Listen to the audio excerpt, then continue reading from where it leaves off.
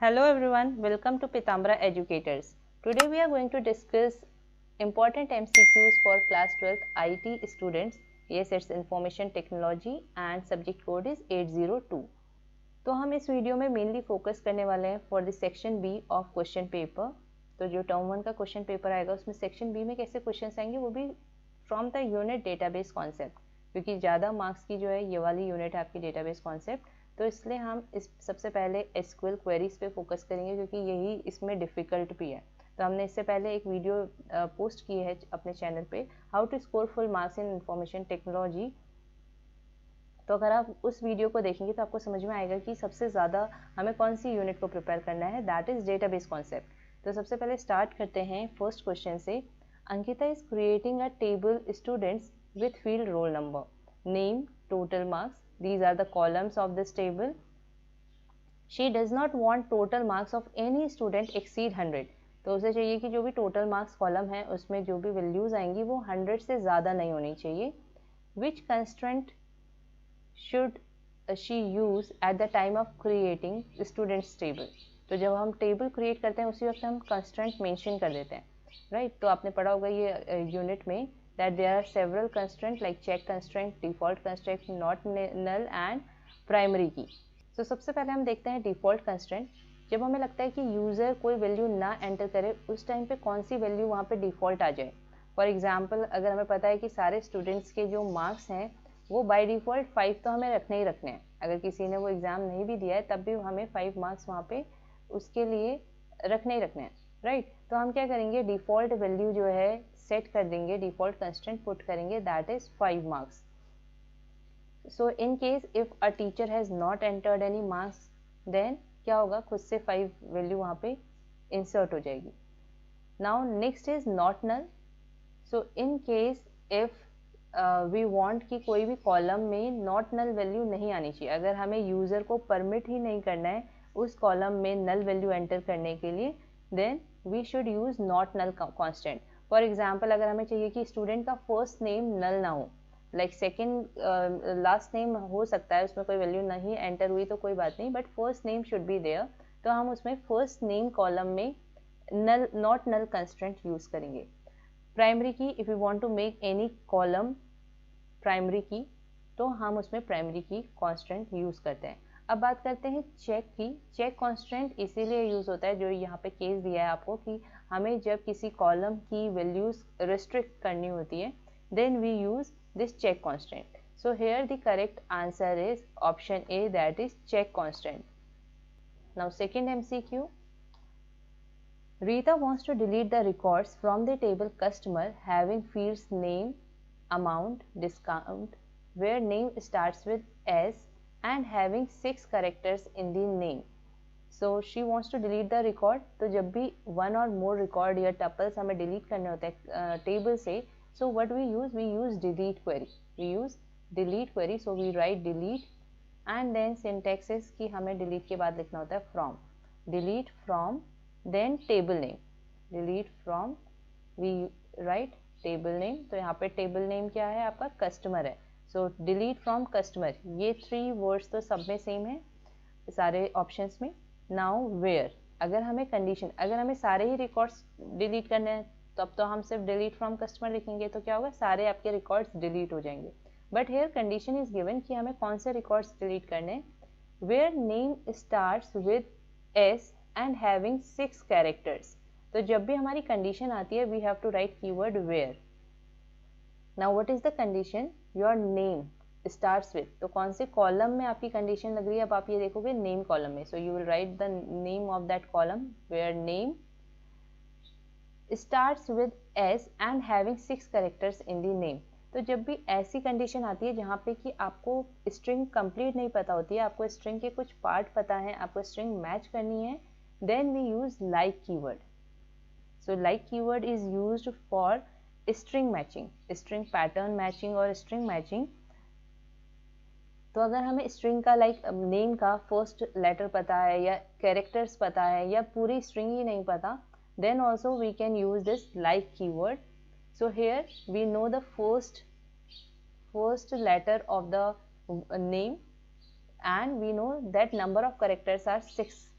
तो इस केस में क्या होता है, लाइक कीवर्ड के साथ आपके दो कैरेक्टर्स यूज होते हैं, आइदर दिस परसेंटेज और दीज अंडरस्कोर। तो परसेंटेज किस केस में यूज होता है आपके, परसेंटेज रिप्लेसेस 0 और मोर रैंडम कैरेक्टर्स। तो अगर आपको कैरेक्टर्स नहीं पता है कि कितने हैं, तो जैसे यहाँ पे अगर हमें पता नहीं होता कि 6 कैरेक्टर्स हैं टोटल नेम में, तो हम क्या करते, हम simple S and then we will put this percentage sign, but this underscore replaces a single character. तो अगर हमें पता है कि 5 कैरेक्टर्स हैं तो हम 5 अंडरस्कोर लगा देंगे। लाइक अगर हमें पता है कि हमें सारे नेम्स डिलीट करने हैं जिनमें आपके 5 कैरेक्टर्स हैं, तो हम सिंपल लिखेंगे कि वेयर नेम लाइक, और फिर हम यहाँ पे ऐसे 5 कैरेक्टर्स कर देंगे। तो जितने भी 5 कैरेक्टर्स के नेम होंगे वो सारे डिलीट हो जाएंगे। ऐसे ही अगर हमें पता है कि 2 कैरेक्टर्स हैं और उसमें स्टार्टिंग वाला जो कैरेक्टर है वो एन है, या एंड वाला कैरेक्टर एन है, तो हम दिस सिंगल कैरेक्टर और फिर एन लिखेंगे। अगर स्टार्टिंग कैरेक्टर एन है और पूरे टोटल कैरेक्टर जो है वर्ड में वो 2 हैं, तो हम N and then this underscore. So I hope कि आपको ये कंसेप्ट क्लियर हुआ होगा। तो अब हम यहाँ पे देखते हैं कि कौन सा ऑप्शन यहाँ पे करेक्ट है। सो वेयर तक तो सारे ऑप्शंस में सेम है। नाउ नेम हमने लिखा, जो जिस भी कॉलम पे हमें कंडीशन लगानी है वो लिखा, तो सब में सेम है name. Now we know for this we use like keyword. तो ये वाले 2 ऑप्शन तो आपके रॉन्ग हो गए क्योंकि यहाँ पे इक्वल्स टू आया है। नाउ आउट ऑफ दीज हमें यहाँ पे करेक्टर्स पता है कि हमारे टोटल 6 करेक्टर्स है। So first character is S only, 1 2 3 4 5, तो बी वाला जो ऑप्शन है सही है। ये फर्स्ट ऑप्शन कब आपका सही होता है, जब यहाँ पे होता है कि name starts with S only this much, जब आपका ये कैरेक्टर्स नहीं मेंशन होते, नंबर ऑफ कैरेक्टर्स मेंशन नहीं होते, जब आपका सिंपल होता है कि you have to delete the records from the table customer having fields name amount discount where name starts with S. उस केस में ये ऑप्शन ए आपका करेक्ट होता, because number of characters would not be mentioned at that time. Now third MCQ, consider a table student. This is the table given. Select the command which will count the number of students. तो count के लिए हम किसी भी language को देखें या कोई भी सॉफ्टवेयर को देखें, मोस्टली जो count फंक्शन यूज होता है। So we can see in all the 4 options, ये तो सब सेम है। Select count house. It means we have to count the number of students in each house. हमें हर हाउस के स्टूडेंट्स काउंट करने। It means we have to show like green में आपके 3 स्टूडेंट्स हैं, ऐसे ही आपके रेड में 2 स्टूडेंट्स हैं। तो हमें ऐसा आउटपुट चाहिए कि हमें house wise total number of students चाहिए। सो हेयर अगर आपका हाउस वाइज नहीं होता, नॉर्मली होता select that you have to count the number of students, house wise नहीं लिखा होता, तब तो आप सिंपल लिख लेते सेलेक्ट काउंट नेम और सेलेक्ट काउंट हाउस, कुछ भी आ सकता था यहाँ पे नेम या हाउस। पर यहाँ हमें हाउस वाइज करना है, तो हमें क्या करना पड़ेगा, स्टूडेंट्स नहीं काउंट करने पड़ेंगे, हमें हाउस काउंट करने पड़ेंगे। ग्रीन ग्रीन ग्रीन, तो ग्रीन 3 बार आया है, तो इट मीन्स स्टूडेंट्स भी 3 है, तो we have to count the house. Okay, तो यहाँ पे तो वैसे सब में हाउस है, बट इन केस अगर कोई ऑप्शन यहाँ पे नेम वाला भी होता तो हम उसको नहीं सेलेक्ट करते, क्योंकि नेम काउंट करके हमारा नहीं आंसर आएगा। We have to count the houses. So select count house then comma house. तो यहाँ पे क्या होगा, ये दोनों डिस्प्ले होंगे, हाउस भी आपका डिस्प्ले होगा और काउंट भी डिस्प्ले होगा। तो इस केस में काउंट पहले डिस्प्ले होगा और फिर हाउस डिस्प्ले होगा, because it is written select count house comma house. From student, ये सब में ये होता है कि फ्रॉम फिर टेबल नेम फिर condition. Now condition where group by house, तो यहाँ पे तो कोई कंडीशन है ही नहीं, यहाँ पे हमें सिंपल क्या करना है, स्टूडेंट्स काउंट करना है हाउस वाइज। तो जब भी हमें कुछ ग्रुप्स बनाने होते हैं, यहाँ पे हमें हाउस के ग्रुप्स बनाने हैं, so we use the keyword group by. तो यहाँ पे ये ग्रुप बाय यूज होगा, group by house. So the correct option is option B, select count house comma house from student group by house. तो इतना आप लिखेंगे तो आपका ये रिजल्ट आ जाएगा 3 ग्रीन 2 रेड एंड 1 ब्लू। सो अगर आपको लगेगा कि यहाँ पे ये भी सही हो सकता है, what is the difference between group by and order by? Order by is used to sort the values of the result. जैसे आपने यहाँ पे ऑर्डर बाय लिखा है, तो ऑर्डर बाय में आपकी जो भी हाउस है वो अल्फाबेटिकल ऑर्डर में सॉर्ट हो जाएंगे। फॉर एग्जाम्पल पहले आ जाएगा ब्लू, फिर आ जाएगा ग्रीन, फिर आ जाएगा red. So for these aggregate functions we normally use, जैसे काउंट होता है या मैक्स होता है या सम होता है, एवरेज होता है, तो अगर हमें ग्रुपिंग करनी है तो हम ग्रुप बाय यूज़ करते हैं, और अगर हमें सॉर्टिंग करनी है, अरेंज करना है उन्हें किसी ऑर्डर में, then we use order by. So here the option B is correct.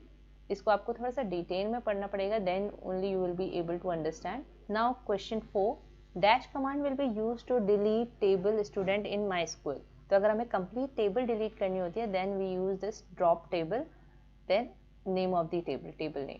अगर हमें सिर्फ रिकॉर्ड डिलीट करना होता है तब हमारी डिलीट क्वेरी यूज होती है, but when we want to delete the complete table, then drop table query is used.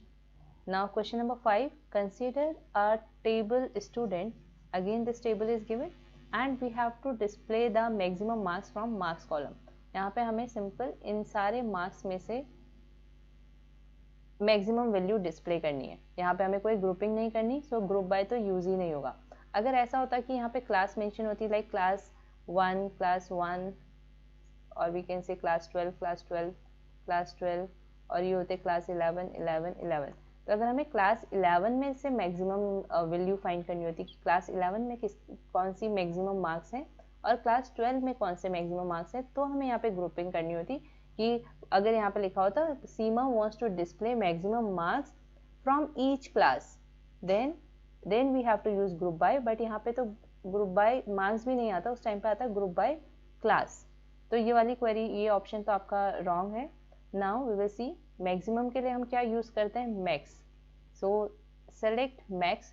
Maximum complete word is not use, so these are wrong. So select max marks from student. So this option C will be correct option. Now question number 6, which SQL keyword is use to sort the result. तो अभी हमने देखा था कि order by is use for sorting the result.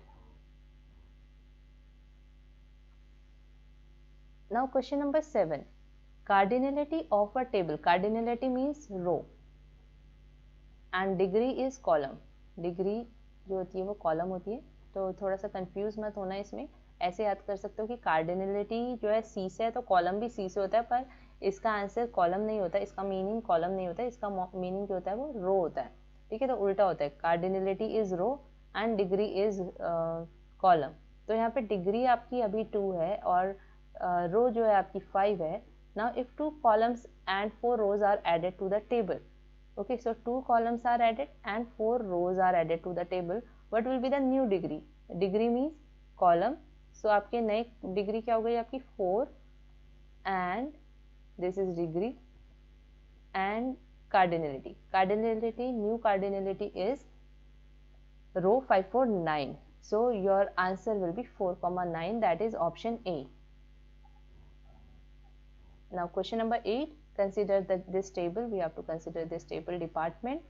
Rima wants to display name of those employees who have not been assigned any department. It means कि किसी को जिसको कोई assign ही नहीं हुआ है डिपार्टमेंट, उसे हमें डिस्प्ले करना है. इट मीन्स ये नल वैल्यू वाले डिपार्टमेंट को हमें डिस्प्ले करना है. सो स्टार्टिंग के तो सब सेम है. सेलेक्ट नेम फ्रॉम डिपार्टमेंट, क्योंकि हमें डिपार्टमेंट नेम शो करना है, sorry name of employees show करना है. So we are going to display this column. तो इसकी वजह से आया select name from department. Department is the table name. Where हमें कंडीशन लगानी है डिपार्टमेंट नेम में, सो ये वाला कॉलम यूज हुआ है डिपार्टमेंट सब जगह. Now to check this condition whether a value has not been assigned in a particular column, we use is null keyword. So इस वजह से यहाँ पे ऑप्शन डी आपका करेक्ट हो जाएगा, because we use is null keyword for checking whether a value has not been assigned to a particular column. और जब हमें ये चेक करना होता है, ऐसे रिकॉर्ड्स रिट्रीव करने होते हैं जहाँ पे वैल्यू असाइन हुई है, then we use is not null keyword, तब वहाँ पे नॉट नल आ जाएगा. सो आई होप आपको ये कंसेप्ट समझ में आएगा नल और नॉट नल का. Now we will move to the next MCQ. Which of the following is in advantage of DBMS approach. तो ये बहुत इंपॉर्टेंट है कि हमें सारे एडवांटेजेस पता होने चाहिए DBMS के. सो all data is stored at one place. Yes, this is correct. There is no repetition of same data. This is an advantage. तो obviously यही वाला correct है इसमें, फर्स्ट वाला, कि सारा डेटा जो है एक ही जगह पे स्टोर होता है और डेटा का कोई रिपीटेशन नहीं होता, डुप्लीकेट डेटा नहीं होता डेटाबेस में. There are multiple mismatched copies of data. This is wrong. कभी भी डेटा इनकन्सिस्टेंसी नहीं होती, कोई भी मिसमैचिंग नहीं होती सेम डेटा की अगर मल्टीपल कॉपीज़ हैं. Data DBA can not provide security, so this is actually an advantage कि वो सिक्योरिटी प्रोवाइड करता है. तो आपको सारे एडवांटेजेस पता होने चाहिए जिससे कि अगर क्वेश्चन आता है which is not an advantage या which is an advantage of DBMS, so you can mark the correct one. Now next is Geeta wants to know the usage of null in MySQL. तो null किस case में use होता है ये जानना चाहती है Gita. Help her choose in which of the following case null value cannot be assigned to the column admission number. तो admission number में कब null value नहीं आएगी. ये 3 cases होते हैं null value आने के. तो obviously ये option A जो है it means when the admission number is 0. at least value तो पता है ना कि admission number 0 है. तो इस केस में जो है नल वैल्यू असाइन नहीं हो सकती. So for this option A is the correct option. So this much in this video and in next video we are going to discuss more MCQs from this SQL query only, क्योंकि ये बहुत important topic है. Section C में भी इससे ही ज़्यादा question आए हैं और सेक्शन बी में भी. तो हमें SQL क्वेरीज की बहुत अच्छे से प्रैक्टिस करनी है, इसलिए हम MCQs अब SQL क्वेरीज पे ही डिस्कस करने वाले हैं. सो stay tuned, subscribe our channel, please like and share this video with your friends. Thank you for watching this video.